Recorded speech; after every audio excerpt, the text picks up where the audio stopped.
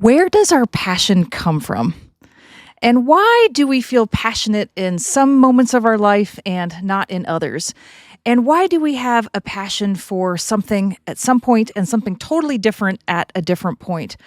Where does our passion come from and why do we feel passion? I have been fascinated by this question for a long time, and I very recently had a breakthrough on the answer, which I think you're going to find as interesting as I did. So, to understand passion and where it comes from, it requires an understanding of some spiritual principles. All right, so picture this. We're all humans here on earth, and yet there is a bigger version of us, call it our soul, that is connected into the source of creation, love, divinity, whatever you want to call it.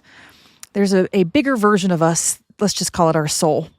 And what does a soul want to do? A soul wants to grow. A soul wants to expand. A soul wants to become the next best version of itself, closer than it ever has been to the perfection of the universe itself.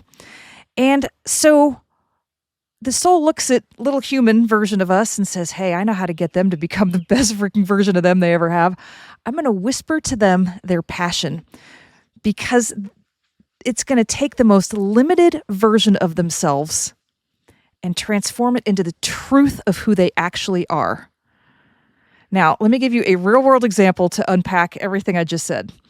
I had this guy in my Genius Lab a while back, and he is a brilliant connector. He connects people. He connects ideas. He even connects companies, an absolutely brilliant connector. And in my Genius Lab, we do a really deep process to deconstruct how people do what they do at the very highest levels. And in that process, I can often see the core of somebody's soul and their soul journey in this life.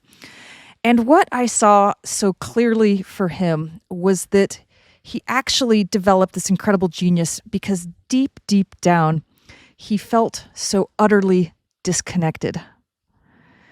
And so what does his soul do? His soul says, hey, listen, go have this passion about connecting things, because what that's going to do is take this deepest version of you that feels so disconnected, that's not really true, and it is going to hone a skill to learn how to connect and to remind you ultimately that we are all totally connected to each other, to the cosmos, to everything.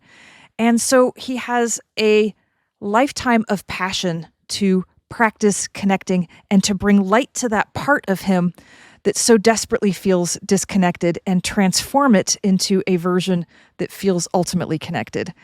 And that is the power of passion. And just to give you a personal example, I have been very passionate about the topic of genius. And why? Why am I passionate about the topic of genius? It's not so much becoming more of a genius. That's not my personal passion, although I love teaching that. It's more that I love helping others see their genius. And so when I discovered the truth of where passion comes from, I thought, I bet you it's because I don't see my own genius. And this is my way, through helping everybody else see theirs, that I can see my own. And once I started shining a light on it and I became more conscious of it, I more purposefully now start saying, hey, you know what? That is actually genius, and recognizing and owning my genius, because that is the journey we're on to expand and to become more of a true version of our divine form. And so the reason the journey can often feel hard is because when we're in our passion and we're in our joy and we're in our excitement, which is what our soul wants to feel, what that does is it actually brings up the most limited, you might even call I don't want to say unhealed, but let's just say limited versions of us and beliefs in us. And as the higher we go in our light and passion, the more those limited versions come up, and then we hit sometimes a wall.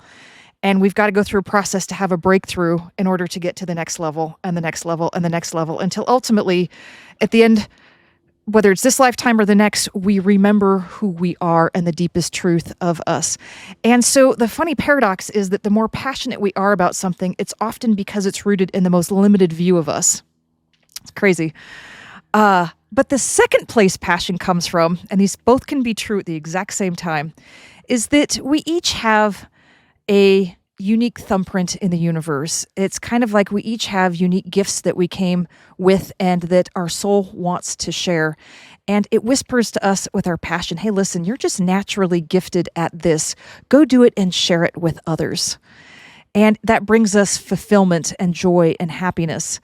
And so what can be true at the same time is we can both have this experience of having these beautiful gifts to share because they are the essence of our soul, and also having this really limited version of our soul that wants to remember who it really is in the process. And both things are true at the same time, which is why passion is such a cool engine and tool of the soul for our growth, our expansion, and our joy. So if you're wondering why you have a passion, it might be worth an inquiry of, this is my passion right now today, and what might be underneath that I could really shine a light on and start becoming more aware of, that's maybe not true, that maybe I'm disconnected, I'm not a genius, I'm not good at this thing, I'm not an athlete, whatever the things are, I'm not disciplined, whatever, right? We've all got these things. And shine a light on it, and then use your passion to hone your gift and have breakthrough after breakthrough. And also use your passion to share more and more of yourself, because that's really what our soul wants to do in order to give our gift to the world and expand. And that is the brilliance and the genius of you and who you are, which is an incredible spirit here, having breakthrough after breakthrough, shining your light in only the way you can do it, and using passion as your guide. So I'm proud of you. Keep going.